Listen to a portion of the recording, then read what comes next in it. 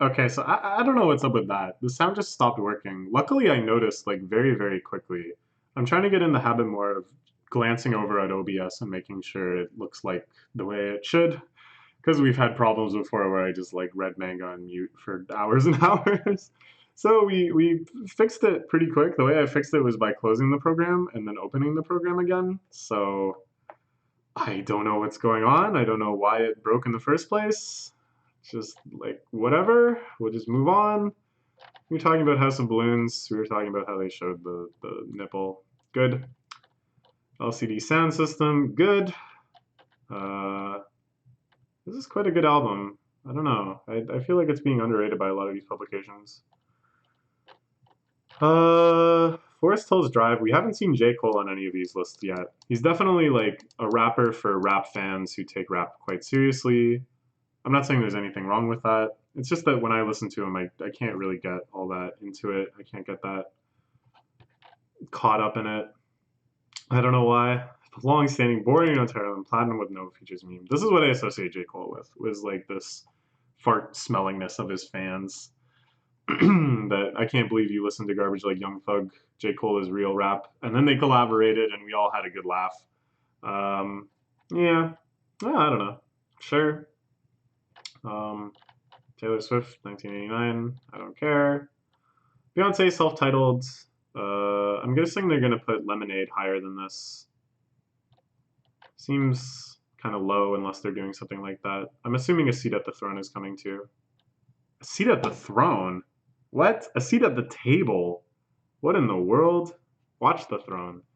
This was one that I kind of expected to be on the Pitchfork list, but it wasn't. Because Pitchfork gave it quite a good review. A 9. Nick Cave has always played with death. Now, he confronts it. It sounds like the tagline to an action movie. But it's about his son dying.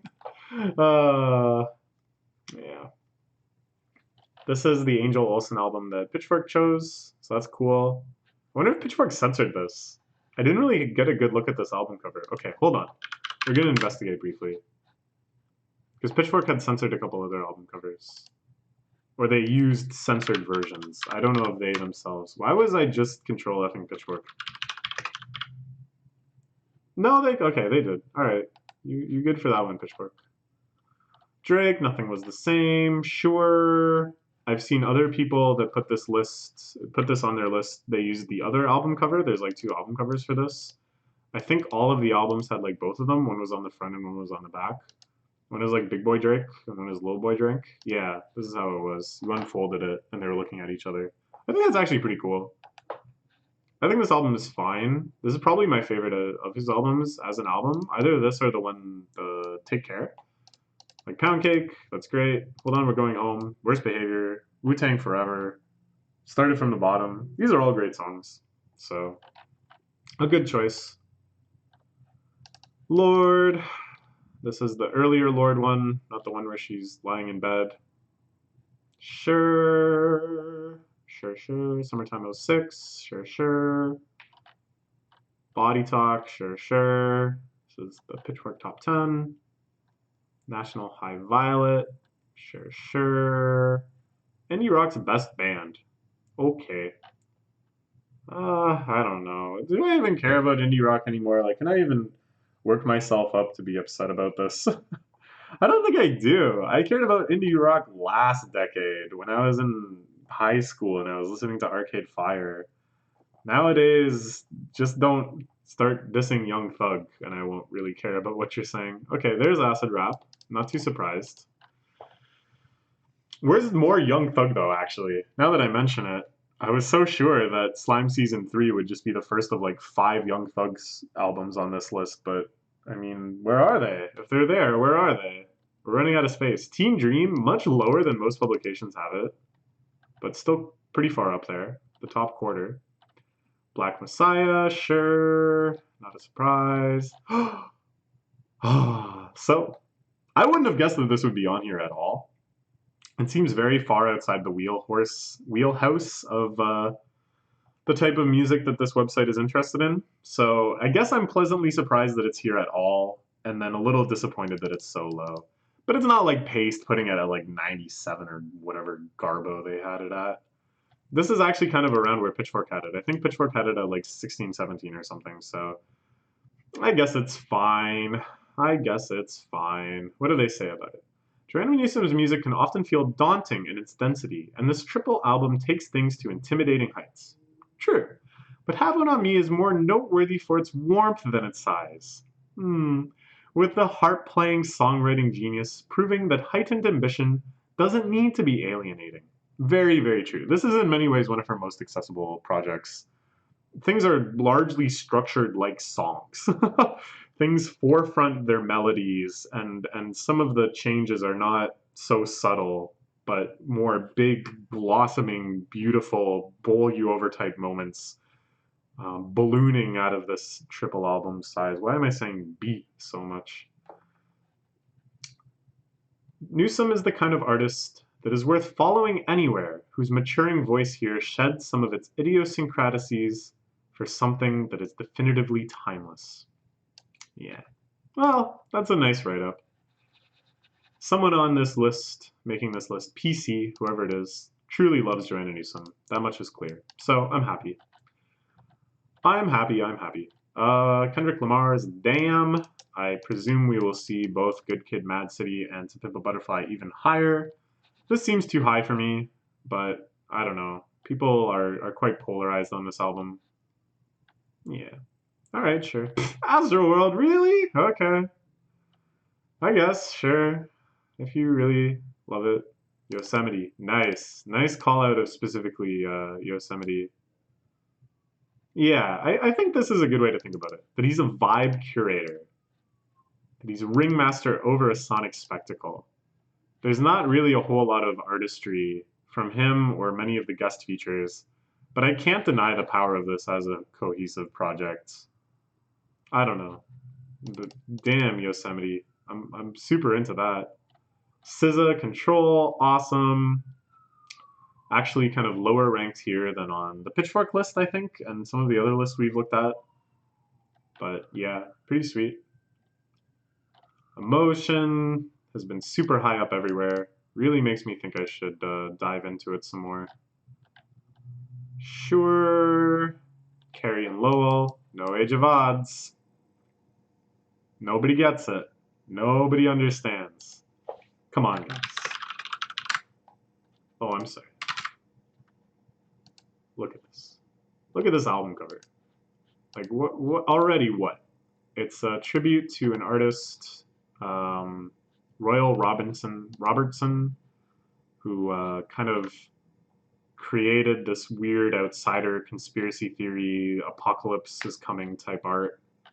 Very interesting person.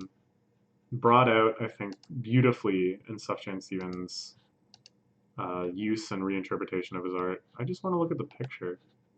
How do I do that? No, that was the same thing. Here. It's kind of grainy, but whatever. Don't you want to know what this sounds like? And then when you listen to it, it sounds like nothing you've ever heard. Bombastic, experimental, so many different styles and genres woven together. Look at these trank lengths. Look at these names. Vesuvius, Fire of Fire, the title track, Too Much, Futile Devices. This song is like guaranteed crier for me. And then after all of that, you're like, oh, this must be, one of those goofy bonus hidden tracks where there's one song that's like 6 minutes long and then a bunch of silence and then a final little bonus track at the end. No, it's actually 25 minutes long.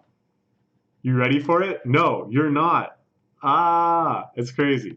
It's so crazy. Oh well. Carrie and Lowell is great too. Can't deny that. The Suburbs, sure. Not a huge surprise.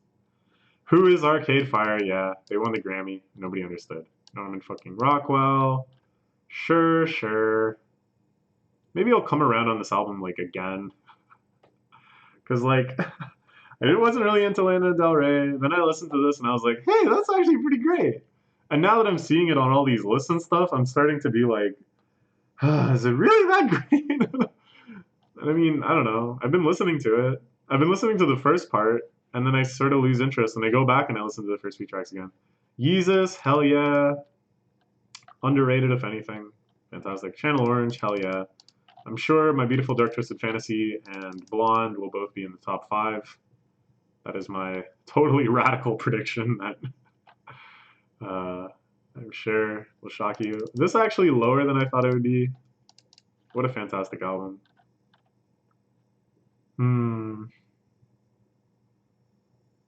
Yeah. No, it's quite good. Ah, this again. Really gotta listen to this. What is going on here? Country album that sounds like a pop album that feels like an indie album that speaks to listeners who don't normally care about country, pop, or indie music. Well, that's kind of me. Yeah? I didn't notice in the album cover before there's this like rainbow ghost of her. I don't know. I'm quite intrigued. Rihanna Auntie. Whoa, nice, nice. This isn't how it's stylized. It doesn't have this hyphen.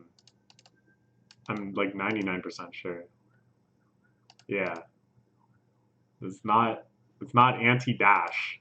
Why do they think it's called anti-dash? It's just called anti. Oh, whatever. Cool. Again, I would have been shocked had it not already shown up on the Pitchfork list at such a high ranking. I'm still like kind of impressed still that people are shouting out this album in the way they have been. It's pretty neat. I didn't realize there's Braille on the crown too. I noticed the Braille on the other stuff, but I wonder what it says. Take care, not a huge surprise. Sure. Lack of classic albums. I mean, I don't know. I guess I would call this a classic just because of the impact it had. But not necessarily just on the strength of it as music. But it does have Marvin's Room. Marvin's Room counts for a lot. I was surprised that Marvin's Room wasn't on the Pitchfork track list. I think Marvin's Room and Just Hold On, We're Going Home are like the two, I don't know, my two favorite Drake songs for sure. Modern Vampires of the City, sure. No Contra on this list, which is kind of interesting. But this one. There's been a few where I'm like, oh, I'm sure we'll see X later. But we're really running out of time to see all of those later. We still have 2 Kendrick Lamar albums to fit in. A Kanye album. A Frank Ocean album. Yeah, let's try to work out the top 10. What else are we missing? I thought Lemonade would show up, but it hasn't. No 22 million. My $22 million are safe. I thought Art Angels might show up, but no. Okay, so what's left? To Pimp a Butterfly, I'm guessing will be number 1. My Beautiful Dark Twisted Fantasy, number 2. Blonde, number 3. Lemonade, number 4. What's left? What other things haven't we seen yet?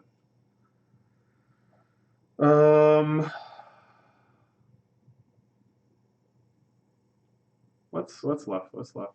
Why can't I think? My mind is drawing blank. I think I've done too many of these videos now. It's all just becoming a blur to me, and I can't like keep track of what's even been on the list that we're just looking at, because I'm just kind of thinking of this weird amalgam of all the lists.